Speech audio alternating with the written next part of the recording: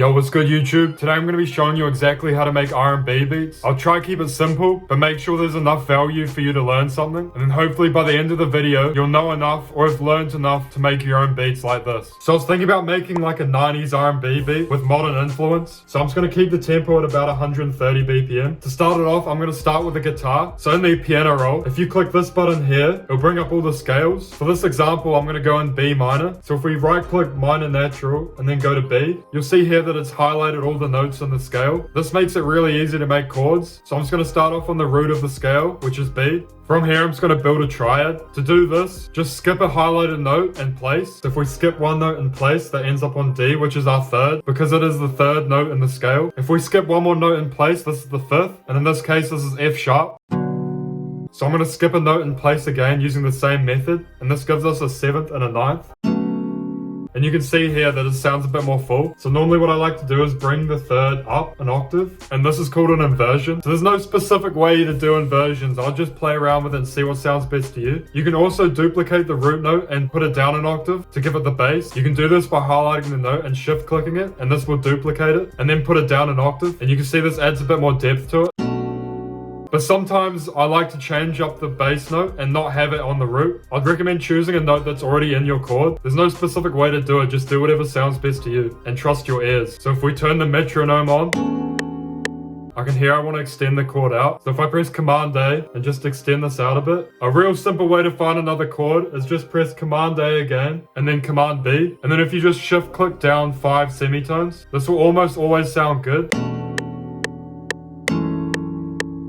You can hear it's a bit too deep compared to the first chord, so I'm just going to make some more inversions to make the jump a bit less severe. Now what I like to do is just play around with the note placement, and this gives it like a different rhythm, and this is really what gives you that advanced melody sound.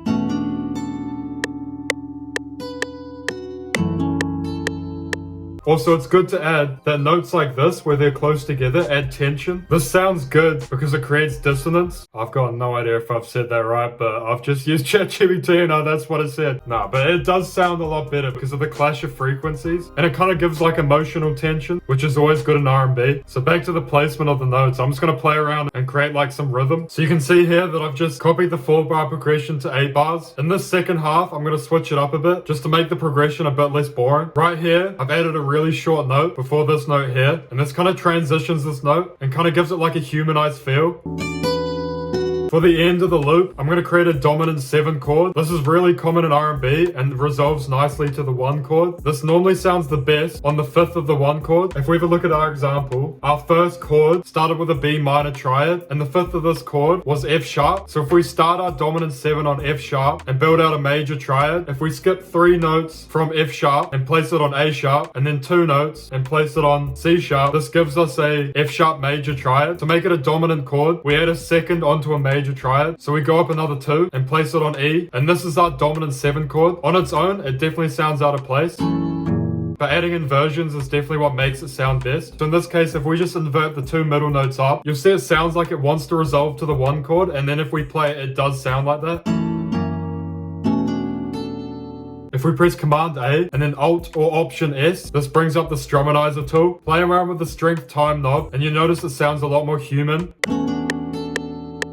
I'd recommend using different struminizers on different chords. So instead of pressing Command A and doing it all at once, which you definitely can do, I'd recommend doing each chord individually, as it makes it sound less robotic. In terms of the effects, I'm just going to add a simple EQ on it and cut out some of the lows and boost a little bit of the highs. I'm also just going to add a little bit of reverb to it. Also kind of want to change out the guitar sound.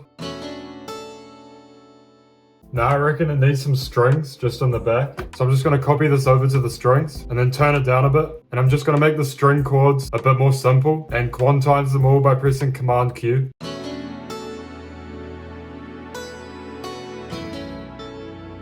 You'll notice a lot of 90s R&B beats have an electric piano, so that's what I'm going to add next. And you really just want to pick something that complements the other sounds. And I'm just keeping it super simple, just copying over the exact same chords.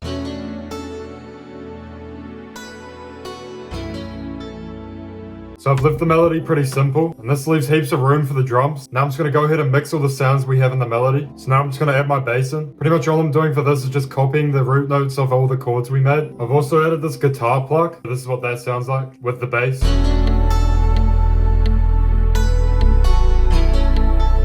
Now for the drums, I'm just going to choose one of the snares to start off with. I'm just going to use this one here to start. What I do at 130 BPM is I'm just going to place them here. I'm also going to layer a snap on some of the notes, maybe just every second note, so it isn't as repetitive. With these snaps, you can also slightly offset them, and this makes them sound way better. Now I'm going to add a hi-hat. To start it off, I'm just going to do a 4-step hi-hat pattern. From there, I'm just going to adjust it and create my own groove to it. So I actually ended up scrapping the 4-step hi-hat pattern, and I ended up just repeating this pattern here. Now for the kick, add it in space where you think it could go, but definitely don't overdo it. It's better to do less with the kick than more in my opinion. Alright, now I'm just going to mix everything and come back to you when I've finished the beat. Alright, and here's the final beat. Hopefully you've learned something, and let me know what video you want me to make next. Thank you for watching, and here's the full beat.